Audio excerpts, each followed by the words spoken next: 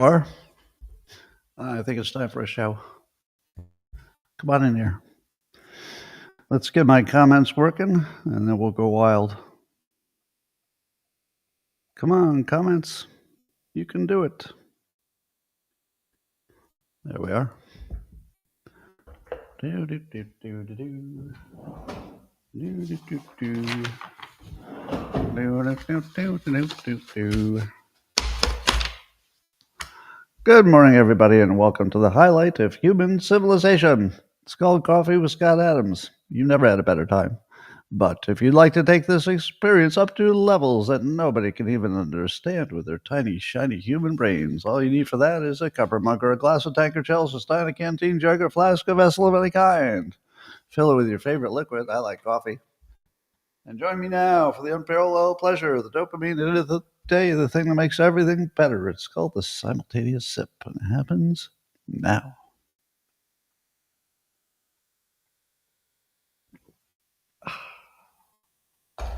Good stuff.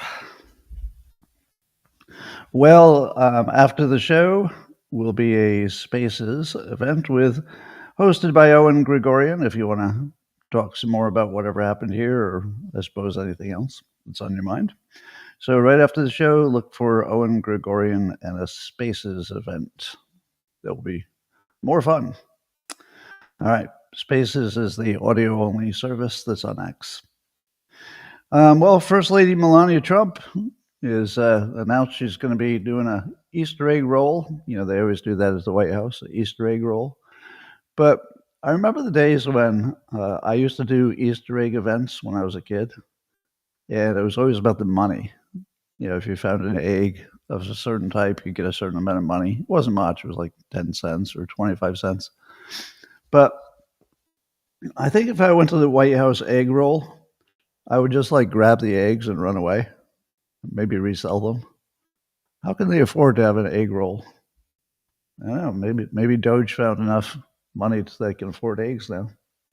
Meanwhile, core inflation has dropped to a 7-month low of 2.6. Do you know what core inflation is? Core inflation is the one you don't care about because it doesn't include food or energy, the two things that have gone up the most. No food, no energy. Well, at least the rest of the stuff isn't going up too much. It's still too high. You want your inflation to be around 2%. But hey, it's the best in 7 months. Meanwhile, let's talk about all those Epstein files we've seen. What Epstein files? And I'm going to say again, I realize Kash Patel did some kind of a post the other day, but he's been really quiet. Do you think there's anything going to happen on these Epstein files? I'm going to double down on my prediction and say that no matter how well-intentioned the administration is, no matter how much they really, really mean it, and they're not lying, I don't think there's any chance. I don't think there's any chance we'll see any, good Epstein stuff. Anyway. So you probably have all seen by now the video of the Zelensky debacle, some say, in the White House. So, but you haven't gotten my take on it yet. So that's why you're here. You know, I hate it when something happens right after my show, and then I have to wait all day to talk about it, and everybody's already picked it over, so there's not much to say. But I'll just say this. 2 reality TV stars who both became presidents walked into the White House. What do you think was going to happen? These are 2 experts at making a spectacle in front of a crowd. Nobody better. I mean, they're the most experienced spectacle making, put it on the show. And it's funny that when it was over, Trump, looked at the media and said, it was good TV. So I think a lot of people are confusing the show with anything that matters in the real world. And I think the show is really fun. And probably in the end, none of it will matter in the real world. One way or another, it won't really matter. So here's what we got. It looked a lot like an episode of The Apprentice, didn't it? Where Zelensky was, basically getting fired by Trump. and kicked out of the White House. It was just like The Apprentice. You're fired. Get out of here. So anyway, what Bannon was saying and some others have said, I don't know the details, but apparently Zelensky was getting some advice from other senators. Some are calling them rhinos. And I guess he had a breakfast that day with some rhinos, and there's an indication that maybe Susan Rice was advising him, which some would say would be a violation of the Logan Act, where you're not supposed to be negotiating for the United States unless you're in the government, and they're not. So maybe he got bad advice. It sort of looked like he was a little emboldened, like he could push Trump a little bit, but that didn't work out. So I guess the big problem is that Zelensky agreed to this mineral deal, which seems like it was, part of a larger package, which we don't know about yet. But then he gets there and he says he doesn't necessarily want a ceasefire. He wants a security deal, and that wasn't part of the deal. So he made the mistake of trying to negotiate with Trump and J.D. Vance while indicating to them and to the world right in front of them that maybe they didn't understand the risk of Putin. Now, how do you think that went over? Didn't go over well. So J.D. Vance goes first and, starts dressing him down in public for not being thankful enough and trying to come to the White House and being a little bit of a jerk. He didn't use those words. But once J.D. Vance lit into him, you knew that Trump would have to double it, which he did. And by the way, Trump is the best talk-over debater I've ever heard. He can talk over somebody as long as it takes until they just give up. And that's what happened. He and Zelensky tried to talk over each other, and Trump just wasn't going to lose that. No, I'm going to keep talking until you shut up. And he just talked over him, and you didn't hear anything that Zelensky said for 2 minutes in a row. And finally, Zelensky just gave up because you couldn't even hear what he was saying. And then Trump went on, and that's what happened. Anyway, when Zelensky said that, Trump might feel different or feel differently when Putin crosses the ocean someday and comes for them, and Trump says, "Don't tell me what I'm going to feel. You don't have the right to tell me what I feel. You have no cards. No cards." So basically, it looked like Zelensky was criticizing Vance and Trump for either not doing enough or not understanding the real threat with Putin, that you can't appease him. He's just going to come for you eventually. But so he kicks Zelensky out. And, I thought there was some chance he might come back that same day, but it didn't happen. He's already going off to Great Britain, Zelensky has.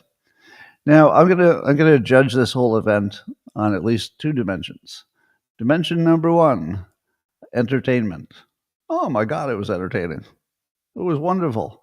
I felt proud to be an American and have my president not take shit in the White House. I just like that Vance and Trump weren't putting up with it. That's exactly what I wanted to see. So entertainment, it was a 10. I replayed it multiple times. It was just fun every time. But here's the thing you need to know. In big deals like this, whether it's a merger or any kind of really big deal, it's pretty common for one of them to walk away. And it's pretty common, if they both want the deal and there's a deal to be had and it's a good deal, that they'll probably come back. The one thing that people say about Trump that's meant to be an insult is that he's transactional, meaning that he would immediately get over his feelings if, there was a deal, because he'd rather have the deal than anything else. So the funny part, even Lindsey Graham sided with Trump. Now, Lindsey Graham is a sort of a famous Ukraine war hawk and has been supporting Ukrainians, getting weapons and everything. But even Lindsey Graham said, that he was a strong advocate for Zelensky in Ukraine, but he said he was devastated by Zelensky's behavior and that undoes all the hard work of recent years. And he suggests that Ukrainian people find a new leader. And he praised Trump for standing up to him. So that's interesting. But remember, I told you that. Well, James Carville told you, and then I told you what James Carville said, that the Democrat strategy now is to wait for Trump to make a mistake because they don't have anything to add. So literally, they're going to wait for Trump to make mistakes, and then they can attack him. So that means that they're going to define everything that Trump does as a mistake. Not really different than the past, but they're not going to put up with anything he does at all. They're going to say, "Well, there it is. That's chaos. That's the end of the world." He walked across the lawn. Well, look at how he walked across the lawn with that chaos legs, and all that. But the funny part is watching the theater kids on the Democrats, because they have to pretend that that they don't understand the situation and that they feel really bad. So they all put on their disgust face. You need to look at there's some compilations of people on MSNBC pretending to be very sad about this event, and they all have the oh, face, I'm so sad. Oh, my country got embarrassed. And they're competing to see who could do the most theater kid thing, and it's so unserious. That's ridiculous. Let's see, was it David Axelrod? He goes in a post on X. He says, "I love my country with all my heart, and I've never been more embarrassed for America than the spectacle I just witnessed in the Oval Office." Really? This is one of the guys who supported Joe Biden through 4 years of obvious dementia. And then we all found out that they all knew it and they were all covering it up. And that was not more embarrassing? What is it that makes you embarrassed, David Axelrod? It makes you embarrassed when the president of the United States stands up to some pissant in the White House who's challenging him. That's what embarrasses you. But keeping a mentally deficient president in the office while nobody knew who was in charge, lying to the world, and then getting caught because he does the debate and it became obvious that he wasn't there. None of that was embarrassing. Nothing. But this. Yeah. No, none of this is real. Meaning that the Democrats are pretending to be terribly upset. Are they terribly upset? No. No, nobody's terribly upset. Nobody's really embarrassed. Nobody's shamed by it. I think we'll survive the shame. I think we'll survive it. Anyway, in my opinion, Putin probably should not increase his military attacks. He doesn't want to do a ceasefire unilaterally. But if Putin is smart, he's already got a little bit of a win. So he should just play it really cool and still look for some way to end the war. I think he will. But as long as this deal ever made sense, and I'm not sure it did because I don't know the deal, but if the deal ever made sense and Zelensky ever liked it, just the mineral part, then it'll get done. I mean, it might take a while or whatever, but if they both want it, the fact that they had a little dust up in the White House, it won't stop anything. Now, let me put this back in the context of the reality TV stars. If this were a reality TV show, how would it end? It would almost certainly end with the two combatants, 3 if you count J.D. Vance, doing another public event, because you would have to tune in. You'd be like, oh my God, it's going to happen again. It's going to happen again. It would be must-see TV. But this time, maybe they just signed the deal. So I don't think you can discount that you have two individuals who operate at the highest level of understanding the show. The show. It's part of politics. You got to put on a show. And the fact that they put on a tremendous show, everybody was entertained, even if you were embarrassed. Oh, I'm so embarrassed for my country. Even then, you probably enjoyed it. So yeah, if I had to predict, I would say if it was ever a good deal, and that's a big if, because I don't know that it was a good deal. But if they both liked it at one point, it'll get done, and it'll be another reality TV biggest ratings for a for a political event of all time. No real lasting problem. If I had to guess, there's no lasting impact on the real world. The deal will be the deal if they like it. There'll be a deal with Russia or not, but none of this will matter. It's not going to make a difference. One of the things Trump said was that Trump and Putin went through a lot together with the Russia collusion hoax. So people said, "My God, do you love Putin or what? Why are you saying that you went through a lot together?" Well, let me explain this. Um, Putin is trying to flatter and um, let's say pace Trump, and he's doing a good job. Trump is trying to flatter and pace and tell him he's a friend to Putin, and he's doing a good job. Both of them are operating at the highest level of persuasion. Both of them are right on point. And let me say it again. Trump is the best when it comes to this, but Putin's in the same weight class, right? It's not a completely unfair fight. They both have the skills all the way down. So what we're watching is that there might be some, larger deal that Trump wants to do with Russia. We don't know what that is yet. But it's funny that we talk about Russia as our enemy when China, Mexico, and Canada are poisoning us with fentanyl, and Russia isn't. Russia's just trying to sell us energy. Now, I get that he has imperial ambitions. He wants to conquer some of those countries and maybe all of Europe for the greater good of, I don't know. Who knows what he really wants? We just assume we know what he wants. How about Ukraine? Who's been a bigger pain in the ass to us lately, Ukraine or Russia? Well, our money is going to Ukraine and it's dividing the country. Um, so it's hard to talk about it without being called a Putin lover, because that's what all the dumb people do. Democrats, if you say anything they don't like, they call you a racist and a bigot, and it's just automatic. It doesn't matter what you say. If you mention Putin in any context other than "we must spend all of our blood and treasure to destroy the evil Russian Empire," if you say anything but that, oh, I see you want to have oral sex with Putin, is what you're saying. Oh, you love him? Did you send him a Valentine's card? Oh, well, you seem to be a Putin apologist, some kind of a Putin puppet apologist, huh? So it's just the latest stupid Democrat thing to say. It's so unmoored from any adult anything.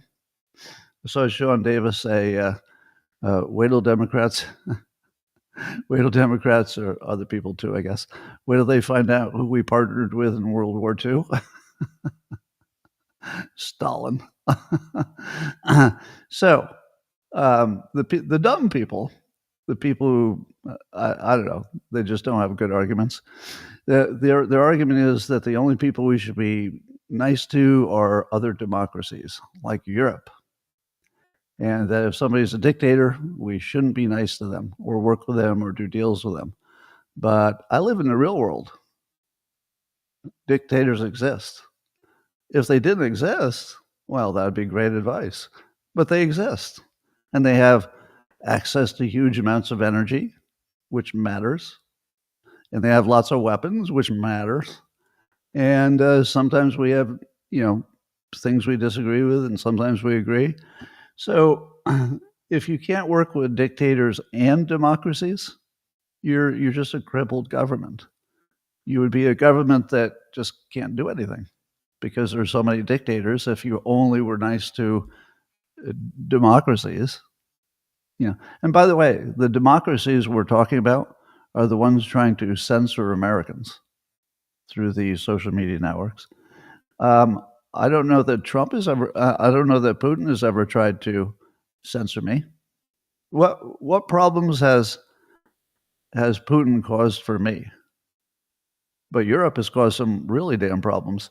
I still blame the UK for whatever happened with that Russia collusion thing because there were just too many British people involved in that whole deal. Uh, so I don't know. I would say maybe our friends are kind of a problem too. Not as big a problem as maybe Russia if you want to rank it, but there's nobody here who's innocent at all. All right, so here's the uh, uh, here's the thing that I wonder about. If the only way that Ukraine were going to be protected from any further onslaught by Russia, if the only thing that would be protecting them is America's contribution and weapons and stuff, and then Europe's, um, does Trump's idea of just doing a mineral deal with no security guarantees, does that mean that you basically were giving away Ukraine and it's not ours to give away? Although you could argue that we did overthrow Ukraine and install a puppet, and maybe it was ours at one point, and maybe we do kind of own it. We do kind of own it. We're just pretending we don't. So anyway, um, how does it work that Putin would not attack Ukraine because we did a mineral deal with Ukraine? If we didn't have military assets there, is it just the risk that we would turn on the flow of money and fund Ukraine with better weapons? See, Trump has made the claim that there wouldn't have been a war if he had been president. But he also makes the claim that if he makes a peace, it will hold, again, because of the force of his personality and whatever relations he's created with Putin. Do you believe that? Do you believe that if Trump is president, he could do an adequate risk assessment and threat so that Putin would say, you know what, this is really not the time to get adventurous because we're sort of getting along and I don't really need to own Poland. And all right. But what happens when Trump leaves? What if Trump leaves office? Is Putin going to be held in check because he either respects the new president or he fears the consequences? I don't know. So I do think that Trump needs to do a better job of explaining what it looks like and why anything that we're involved in would keep Putin from taking the rest of Ukraine at the moment it's underfunded. Now, you might say, Scott, it'll never be underfunded because Europe can just step up. And if they want, it's completely up to them. They can put a massive amount of money in there to replace whatever money we were giving, and everybody's good. Now, that would be okay with me. If Europe wants to be paying nearly all of it, and we're just out from the funding perspective, but maybe we sell weapons to Europe to give to them or something, that would be fine. I wouldn't have any problems with that. Well, 1 million dead Russians, that is a domestic problem for Putin, but it's not like he's going to be kicked out of office. He's pretty secure. All right. So Fareed Zakaria on Real Time. So let me just finish that point. I think Trump needs to do a better job of describing what the future of Ukraine looks like if the only security guarantees are no security guarantees. We're just doing a big deal with you.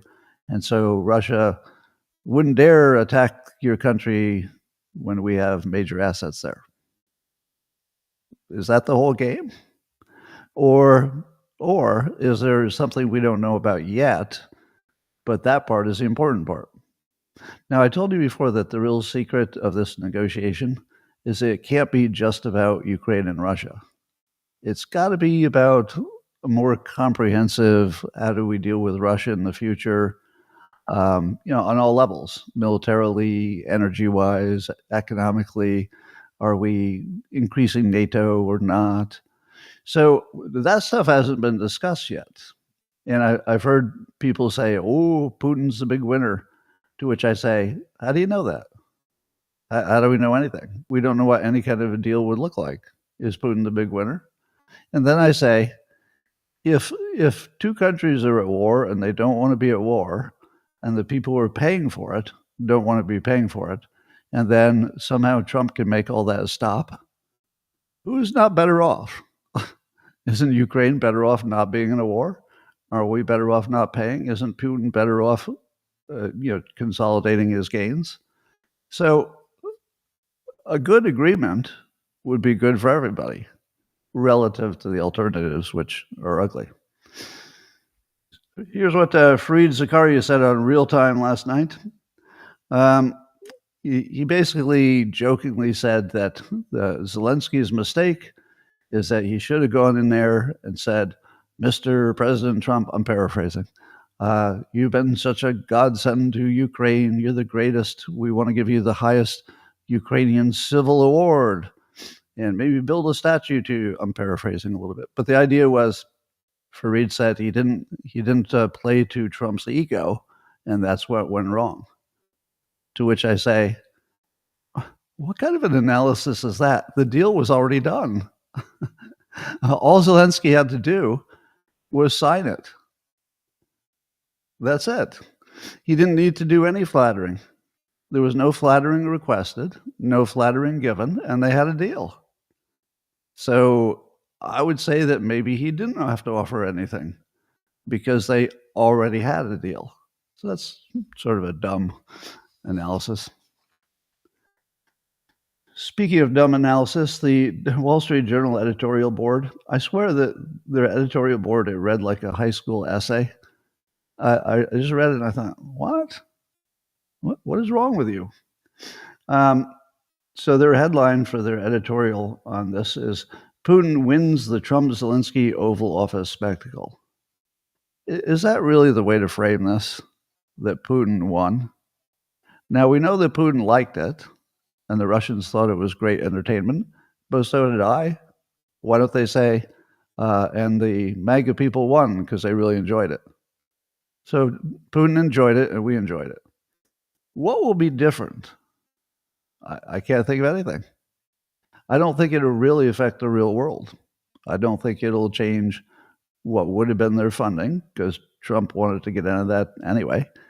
And I don't think it'll affect anything.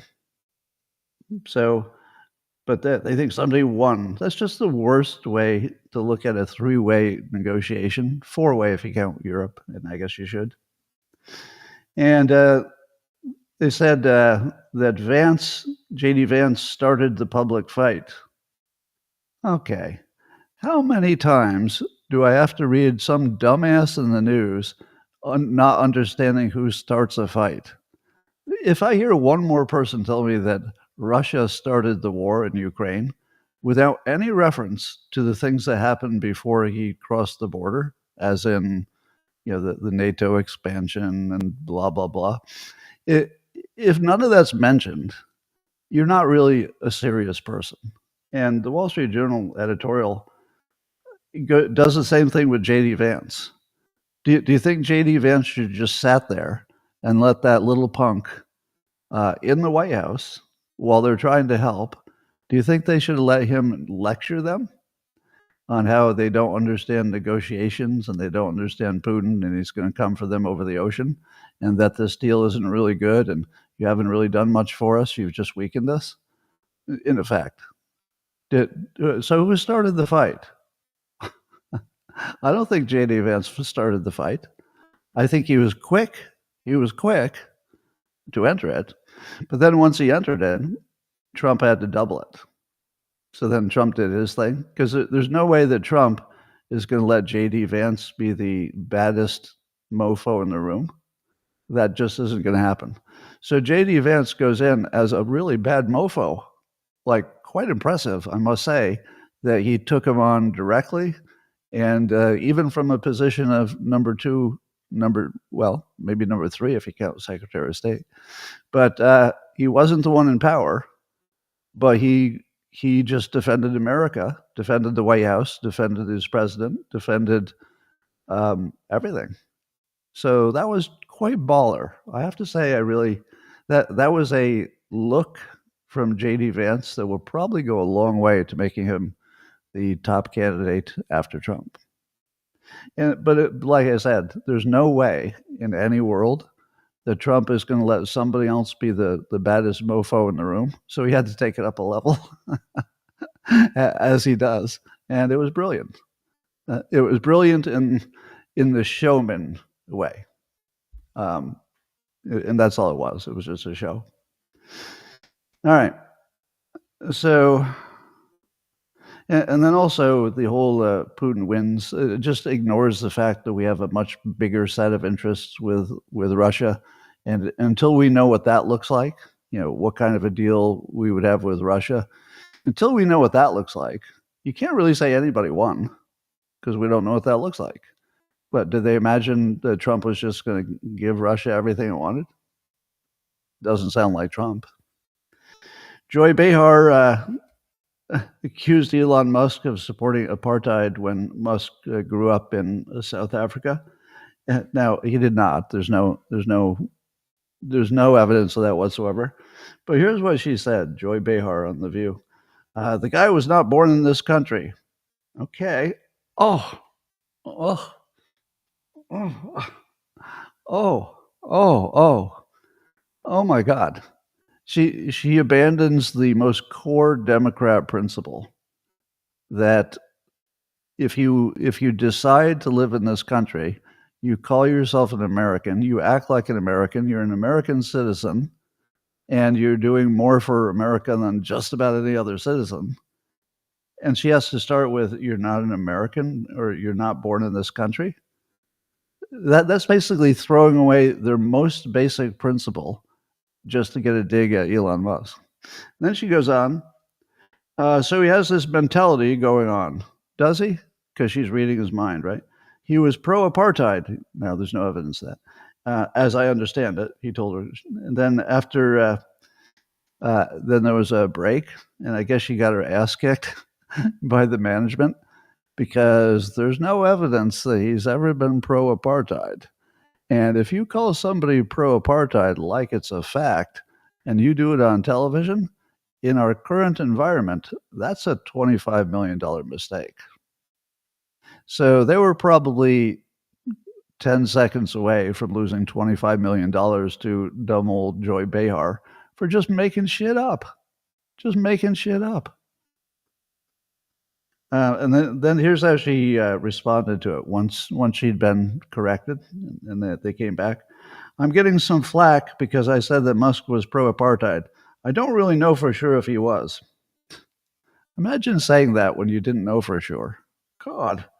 And then she goes, he grew up at that time when apartheid party was in full bloom before the great Nelson Mandela fixed that. He was around at that time. What? Like she's trying to still be right, even though there's no evidence whatsoever. And she's trying to make he was around during that time, so QED. Oh my God. And then she goes on, maybe he was, maybe he wasn't. Is that how you treat an American citizen? That, I don't know if he's a Nazi. Maybe he was, maybe he wasn't. I don't know. It's sort of ambiguous. Seems like he hung around with people who had bad opinions, even, maybe not personally, but he was in the same country with people who had bad opinions. So you can't ignore the fact that he was in the same country with people who had bad opinions. Yeah, you can. So that's just terrible. I can't believe she still has a job. Then Elon Musk went on Joe Rogan. You may have seen it. And he was talking about that they were doing to him, meaning the Democrats, doing to Elon Musk what they did to Trump, which is the Hitler play. And he says directly, they're basically trying to get me killed by comparing me to Hitler. And that's exactly what they're trying to do. That's exactly what they're trying to do.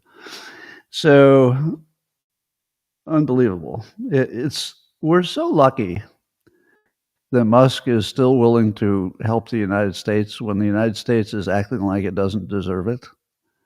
That takes a lot of character to still be all in on the United States when half of the United States is calling him a Nazi. That takes character. Well, the Wall Street Journal has an article by Joanne Lipman. Can white men finally stop complaining? And the subtitle of the article, this is the Wall Street Journal. And for 50 years, we've been hearing from white men who feel threatened by the gains of women and minorities. No, you stupid bitch. We're not complaining because we feel threatened. We're complaining because for 50 years, we've been overtly discriminated against for being straight white men. You can't get a job, you can't get a contract for 50 fucking years. And the reason that you didn't know how bad it was is because white men are not allowed to talk, like you, saying, can white men finally stop complaining? That's right. We were trained that if we even complained for a minute, it meant we were fucking bigots. Bitch. That's over. People like me gave up everything so that we could say what we were feeling. I gave up everything. I'm going to say what I'm feeling. You're a piece of shit, and you're the problem. And this is pure racial discrimination and bigotry against white men, and I won't have it. And I think that we've outgrown this. I think that we can just say, fuck you, don't care, move on. Get rid of your stupid DEI, get rid of your stupid ESG, and let's try to compete on merit for once. How about that? Piece of shit. Anyway, speaking of... So The Hill says that Kamala Harris hasn't decided to run for governor of California. But here's the funny thing. So because she hasn't decided, the other candidates can't really wade in, and they can't really get any money because everybody thinks she would be the front runner if she gets in. So she's really frozen the entire California Democrat Party. They can't kind of do anything. They're just frozen. Now, here's the funny part. Correct me if I'm wrong, but Kamala Harris destroyed the entire federal, let's say national Democratic Party, didn't she? Don't you think it was mostly Kamala Harris that just destroyed Democrats? Because she was the ultimate DEI candidate, and they just took DEI to the ultimate conclusion, and everything broke, just like you would imagine it would on paper. And now she's taken that same toxic, destructive thing, and she's taking it to California. Now she's going to ruin Democrats' chance of winning, maybe forever, by running for governor. Now, she might actually even win, which is the weird part, because, we're such a blue state. But the fact that she's destroying the Democrat Party nationally and then started destroying it in the biggest state, boy, she's got something to put on her Wikipedia page right there. Anyway, good for you, Kamala. You're almost done destroying everything about the Democrats. Well, Secretary of Defense Hegseth has confirmed that Trump has lifted restrictions on military raids and airstrikes. Now, that doesn't mean all restrictions, but they won't have to get approval so much. So I think this is just taking it back to where it was in the first administration. And I do believe the reporting is that the military became a lot more effective because they didn't have to ask so much for permission, and that makes a big difference. So that's a good move, probably. Speaking of Democrats, in New York City, former Governor Andrew Cuomo is getting ready, people think, to run for mayor of New York City. Now, how bad is the pool of Democrats that Andrew Cuomo, who had scandals involve sexual harassment, which he resigned rather than go through. I suppose it could have gotten worse if he didn't resign. And then he also had the scandal of the unreported deaths and the COVID nursing homes. Can he overcome the sexual harassment claims if you're a Democrat? If you're a Democrat male, can you get elected? if you've got these credible sounding claims, I'll say sounding because I'm not the one who believes claims are real just automatically. They might be. Anything's possible, but I don't know. I wasn't there, so I'm just going to say there are claims. That's the only thing I know. So, but do you think that the Democrats can get the white guy, the straight white guy who's got claims of sexual harassment? Can they really elect him in today's environment? I don't know, but it's hilarious to me that he might be their best shot. I will say um, that Cuomo probably is the best talker they have. We'll talk about Fetterman in a minute, but Andrew Cuomo, he just has that leadership, charisma, voice thing going on, so he can act like he's a leader, and he can pull that off. So he does have the chops. I mean, he was governor, right? So we know he has the chops. I don't know, but I don't know if he can get over these scandals. Well, meanwhile, Bill Maher on his show said that the best candidate for president, who was a Democrat, would be Fetterman. And his argument was that Fetterman talks like a normal guy, and even Trump said he's a common sense guy. And he has authenticity and charisma and balls. I was trying to imagine a President Fetterman having a meeting with Zelensky on Casual Friday. that would be the sloppiest looking meeting you ever saw in your life. Zelensky would be the well-dressed one in that case. Well, I'm going to agree with Bill Maher that Fetterman is the only one I see on their party who, in my opinion, could make a serious play for the presidency. Now, he may have other problems that we don't know about. Maybe if you run for president, they bring out the big guns and the reports of things that we haven't heard before. So anything could happen. But I have to completely agree with Maher on this, that if you're just looking at the vibe he puts off and how he connects with ordinary people, on top of having, Ivy League degree and some government experience,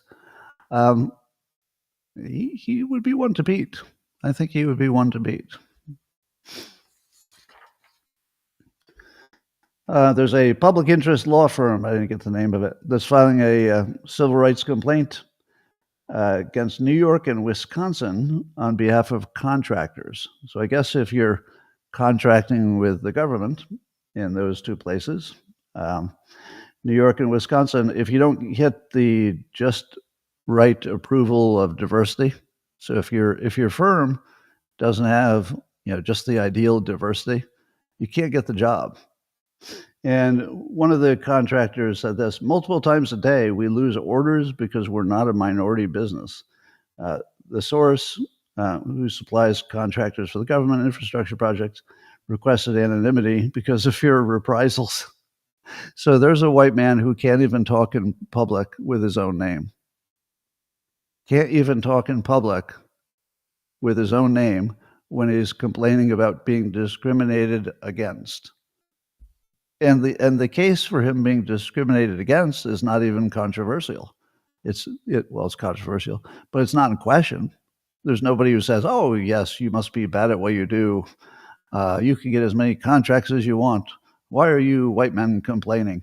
No, everybody knows that you can't get contracts unless you have some, golden ratio of diversity and male and female. So there's lawsuits coming. Good. I hope the lawsuits are successful. Meanwhile, the White House said that 29 Mexican cartel members, and one of them is described as the most evil cartel boss, one of the evil ones, are being extradited to the United States. 29. That's a lot. If they're really bosses. I mean, if they're just people, it's not a lot. But if they're all kind of bosses, no, I guess some of them are just members. And there's at least one's a boss. But here's my question. We all suspect that the Mexican government has some kind of arrangement with the cartels. But at the same time, they have to pretend that they don't. So do you think that these 29 Mexican cartel members are just went through the legal system in Mexico and it's all perfectly copacetic? Or is it slightly more possible that a competing cartel said, you could get rid of 29 people for us? They're in our territory and we'd like to get our territory back. So why don't you pretend you're working with the United States productively, but really just get rid of our competition and we'll bribe you to do that? How would we know if that were happening? See, every time there's a cartel person that Mexico gives up, they capture them and give up, I always wonder if they're just working for the other cartel. They got better bribed by the other cartel. I have a real problem thinking that what's happening is that Mexico is doing its level best to battle the cartels with the United States' help. It doesn't feel like I live in a world where things are that clean. So I guess I'll be skeptical about these cartel members. Meanwhile, all the boxes from Mar-a-Lago, remember Boxgate, and the accusations that Trump had taken with him nuclear secrets and just stored them in the bathroom at Mar-a-Lago? Well, apparently they weren't that sensitive because they've all been returned. So the charges dropped and 100% of what he had is being returned. Now, to be fair, Trump could have just declassified them because he's the president again. So he certainly would have the ability to declassify them. But do you think he would have declassified nuclear secrets? No. Do you think he said, I'm president, so I'm going to declassify this how to make a nuclear bomb, and I'm just going to keep it in the bathroom at Mar-a-Lago in a box? No. So do you feel that we can confirm at this point that was all fake? I think we can, right? That was pure lawfare, pure fake, because otherwise they wouldn't give it all back. If they gave 90% of it back, then I would have said, yeah, maybe there was something to it. Maybe they did have some secrets in those boxes. But if they give it all back, I have a real tough time believing it was ever a problem. Anyway, according to New Atlas, 2 beers a day shrinks your brain as much as a decade of aging. So if you have 4 beers a day, you'd be aged 20 years. Alcohol is poison. I've got lots of stories about this. I don't need to go any deeper. According to the Trump administration, according to the National Pulse, has removed 50,000 migrants so far, most of them ones who had legal troubles. Does that sound like a good number? Do you feel like you're getting your money's worth from Tom Homan? 50,000 in 2 months? Well, less, a month and a half, right? 50,000?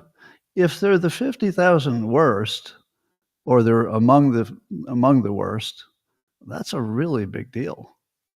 Because this might represent a reduction of violent crime of like 50 to 100,000 per year. Because these were the worst of the worst. And if you get rid of the worst of the worst, the violent ones and the dangerous ones, it feels like that's a whole lot of crime that's been reduced. That seems like a big number to me.